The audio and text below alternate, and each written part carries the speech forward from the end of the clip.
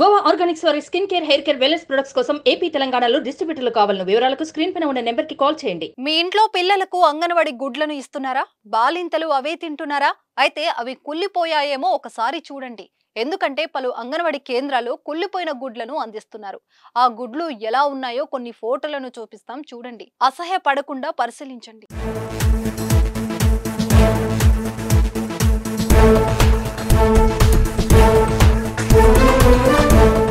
ఆ ఫోటోస్ ను చూస్తే ఏమనిపించింది? ఆ కుళ్ళిన గుడ్లను చూసి ఛీ అనుకున్నారా? చూడడానికే వాంతులు వస్తున్న ఆ కుళ్ళిపోయిన గుడ్లనే పిల్లలకు పంపిణీ చేస్తున్నారు. యాదగిరిగుట్ట మండలం బాహుపేట అంగన్వాడీలో జరుగుతుంది ఈ నిర్వాకం. ఏ మాత్రం పరిశీలన లేకుండా కుళ్ళిన గుడ్లనే పిల్లలకిచ్చి వారి ప్రాణాలతో ఆడుకుంటున్నారు. మొన్నటికి మొన్న భువనగిరిలో గురుకుల హాస్టల్లో ఫుడ్ పాయిజన్ తో విద్యార్థి చనిపోయాడు. కలుషిత ఆహారం తిని బంగారు భవిష్యత్తున్న స్టూడెంట్ ప్రాణాలు విడిచాడు.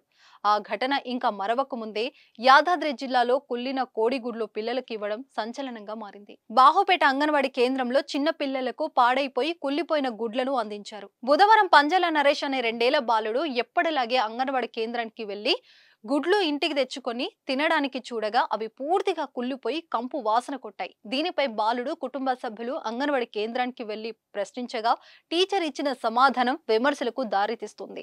ఐసిడిఎస్ నుంచి వచ్చిన గుడ్లను సరఫరా ఇస్తున్నామని, మా ఇంట్లో తయారు చేయడం లేదని ఆమె సమాధానం ఇవ్వడంతో తల్లిదండ్రులు ఆగ్రహం వ్యక్తం చేస్తున్నారు. గ్రామంలోని అంగన్వాడీ టీచర్ కొత్త స్టాక్ ను దాచుకొని పాత స్టాక్ ను ఇస్తున్నారని ఆరోపణలున్నాయి.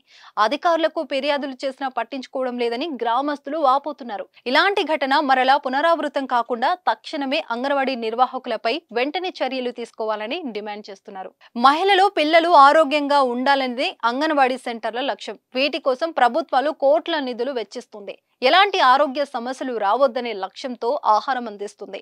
ఆరోగ్యం మాట పక్కన పెడితే వారు అందించే ఆహారం తిని అనారోగ్యం పాలవకుండా ఉంటే చాలు అనే పరిస్థితులకు తీసుకువచ్చాయి కొన్ని అంగన్వాడీ కేంద్రాలు. అంగన్వాడీలో కుళ్ళిన గుడ్లు రావడం పరిపాటిగా మారింది.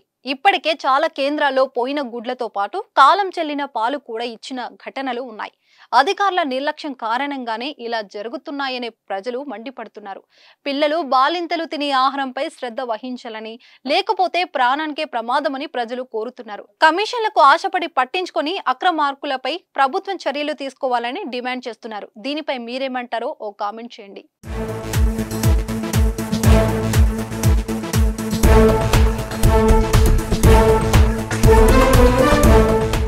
నా పేరు పంజాల నరేష్, బాహుపేట అంగన్వాడీ కేంద్రంలో నిన్న మా భార్య 10 గుడ్లు తీసుకొచ్చింది.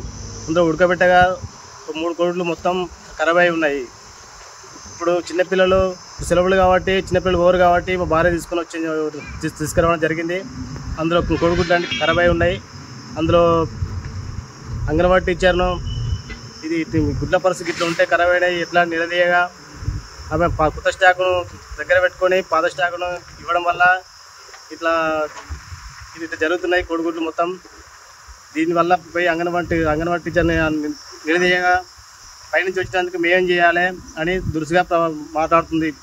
సుమన్ టీవీలో మీ పర్సనల్ అండ్ బిజినెస్ ప్రమోషన్స్ కోసం కింది నెంబర్కి కాంటాక్ట్ చేయండి.